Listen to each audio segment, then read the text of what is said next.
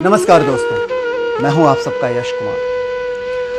आज का ये मेरा वीडियो है सबसे ममतामयी, सबसे करुणामयी माँ के ऊपर। माँ के बारे में एक लाइन मैं कहना चाहूंगा कि मेरी तकदीर में कोई गम नहीं होता। मेरी तकदीर में कोई गम नहीं होता अगर मेरी तकदीर लिखने का हक मेरी माँ को मिला होता। सिर्फ कहने का एक सिंपल सा फंडा है कि इस पूरे विश्व में, इस धरती पर अगर कोई सबसे करुणामयी है, कोई सबसे ममतामयी है, तो वो सिर्फ माँ है, बाकी कोई नहीं है। माँ के ऊपर ये वीडियो बनाने का मेरा सिर्फ एक मकसद है कि मैं आप सबको वो कमी बता सकूं जो कमी पिछले 5-7 महीनों से मैं महसूस करता हूं।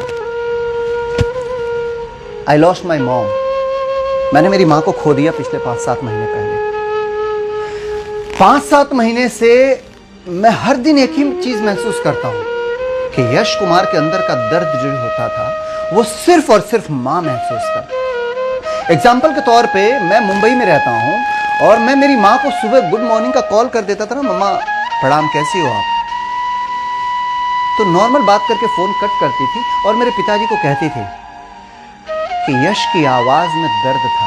पिताजी का कॉल वापस आ जाता था मेरे पास, बेटे कुछ परेशान हो क्या? मैं बोलता था नहीं पापा, कोई दिक्कत नहीं है, बढ़िया चल रहा है, सब चीज़ अच्छा है। बोलते नहीं, आपकी माँ बोल रही थी कि आप कुछ परेशान हैं। दोस्तों, हम रोज़मर्रा की ज़िंदगी में बहुत सारी तकलीफ़ें होती हैं, हमारे पास बहुत सारी बातें होती हैं जिससे हम घर पहुँचते हैं, माँ कुछ पूछती तो माँ के ऊपर चिल्ला देते हैं, माँ को हम डांट देते हैं। कभी ऐसा मत कीजिए, क्योंकि सच है कि पृथ्वी पर जगत जननी अगर कोई है जिसने संसार को रूप दिया है, हमें और आपको रूप दिया है, तो वो माँ है। एक ऐसा शब्द जो कानों में जाते ही एक रस घुल जाता है, आपके जीवन में खुशियां आ जाती हैं, वो माँ है। मेरी माँ कम पढ़ी लिखी थी, घर चलाने के लिए उसके फैसले कई बार गलत होते थे कि ये ऐसा नहीं ऐसा होना चाहिए। मैं थोड़ा पढ़ा लिखा लड़का, मैं बोलता था माँ ऐसा नहीं ऐसा होना चाहिए। कई बार मेरे झगड़े भी हो जाते थे माँ से, वाक युद्ध। आज समझ में आता है कि काश उस वाक युद्ध को न करते हुए मैंने माँ को प्यार से समझाया, क्योंकि माँ के अलावा जीवन में कोई ऐसा नहीं है जो आपके अंदर के छुपे हुए दर्द को महसूस कर सके। अपने जीवन में अगर कुछ करना है ना, तो माँ को इज्जत दीजिए। यकीन मानिए, माँ के पैरों में आप जितना झुकेंगे ना, आप उतना ऊपर उठते चले जाएंगे, क्योंकि माँ के पैरों में ही जन्नत है। और हर आदमी तो जन्नत की ख्वाहिश रखता है अपने पास, तो अगर जन्नत चाहिए तो माँ के पैरों में जाइए। किसी ने सच कहा है कि जितना ही झुकता हूं माँ तेरे कदमों में, उतना ही ऊपर उठता चला जाता हूं। सत्य है, ये कोई लाइन नहीं है। जब आपकी माँ आपको दिल से मोहब्बत करेगी, दिल से दुआएं देगी ना, तो दुनिया की कोई ऐसी चीज नहीं है जो आप नहीं पा सकते। और अगर अपने माँ का दिल दुखा दिया,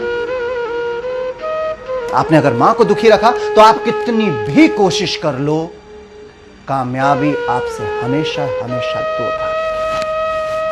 एक संदेश मैं देना चाहता हूं उन बहुओं को जो ससुराल में आने के बाद जिनका सास से नहीं जमता है, बेटे और मां के बीच में कलह की वजह बन जाती है। फिर शायद एक दिन ऐसा आता है कि बेटा फ्रस्ट्रेट हो जाता है और फ्रस्ट्रेट होने के बाद से मां को ले जाकर के वृद्धाश्रम छोड़ देता है कि मां अब तू बूढ़ी हो गई है, मैं तेरे महीने का खर्चा भरूंगा, तू वहां रह।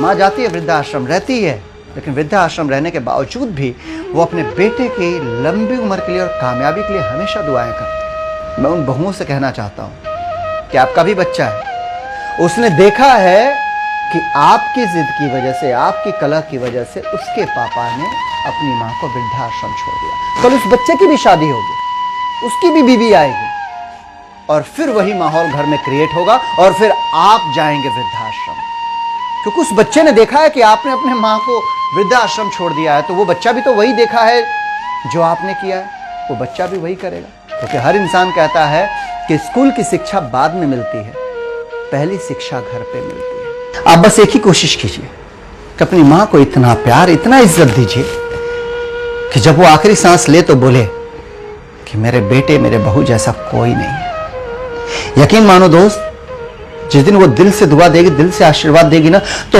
गम का मजाल नहीं है कि वो आपके चौखट पे फटक जाए। आपके चौखट पे अगर कोई दस्तक देगा तो सिर्फ और सिर्फ खुशियां। मां का दिल दुखाने वालों को तो भगवान भी माफ नहीं करता है सर, हम और आप तो इंसान हैं। मैं बहुत मिस करता हूं अपनी मां को। मन करता है कि अपनी माँ को एक बार फिर से मिल जाओ, मैं गले लगा करके रो लूं, उसको जी भर के रो लूं। बहुत खूबसूरत एहसास होती है माँ। आप सबसे गुजारिश है कि माँ को जितना हो सके उतना प्यार दीजिए, क्योंकि वही है कि आपको जितने भी लोग दुनिया में प्यार करने वाले हैं ना, रिश्तेदार, भाई बहन, पिता, उन सबसे 9 महीने ज्यादा आपको माँ ने प्यार किया है। बाकी के लोग आपको चॉकलेट खिलाए होंगे, बाकी के लोगों ने आपको चावल दाल खिलाया होगा, बाकी के लोगों ने आपको खाना खिलाया होगा। माँ ने अपने हड्डियों को निचोड़ करके, हड्डियों के रस को निचोड़ करके दूध पिलाया, अपने खून को निचोड़ करके दूध पिलाया है आपको। जितना हो सके जी लो अपने माँ के साथ, क्योंकि जीते जी समझ में नहीं आएगा, लेकिन जिस दिन माँ चली जाएगी ना, उस दिन रोगे, उस दिन एहसास होगा कि काश मेरी माँ वापस आ जाए। क्योंकि ये काश बहुत बुरी चीज होती है। हमें लगता है काश हमने ये किया होता, काश हमने वो किया होता, काश ऐसा होता, काश। कुछ नहीं होता है, जो है वो आज में है। आज जी लो, जितनी जिंदगी जीनी है जी लो, जितनी खुशियां देनी है माँ को खुशियां दे लो, ताकि आखिरी सांस लेते हुए वो यही कहे कि मेरे बेटे ने मेरा पैदा करना हुआ स्वार्थ कर दिया। माँ के ऊपर क्या बोलूं दोस्तों, माँ ब्रह्मांड है।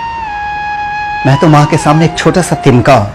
बस इतना कहूंगा कि अगर ये वीडियो देख करके कुछ ऐसे लोग जो माँ से झगड़ा करते हैं, माँ की इज्जत नहीं करते हैं, अगर उन्होंने माँ की इज्जत करनी शुरू कर दी, माँ को प्यार करना शुरू कर दिया, और कुछ ऐसी बहुएं जो अपनी सास से हमेशा झगड़ा करती हैं और सास और उसके बेटे यानी माँ बेटे के बीच के विवाद की वजह बनती हैं, अगर वो लोग मेरे वीडियो को देख करके अगर उनका हृदय परिवर्तन होता है और वो अपनी सास को अपनी मां की तरह प्यार करना शुरू करती हैं, तो मुझे लगेगा कि मेरा ये वीडियो बनाना स्वार्थ हो गया। आप सबसे गुजारिश है कि ब्रह्मांड की सबसे सुंदर रचना मां की खूब इज्जत कीजिए, खूब प्यार दीजिए, और आपके दिल को थोड़ा सा भी अगर ये वीडियो छूता है, थोड़ा सा भी, तो इसे शेयर कीजिएगा, क्योंकि आपका एक शेयर ना जाने कितनों की लाइफ को बदलेगा, ना जाने कितने लोगों के हृदय परिवर्तन करेगा जो मां की इज्जत करना शुरू कर देंगे। इसी के साथ आज के वीडियो में बस इतना ही।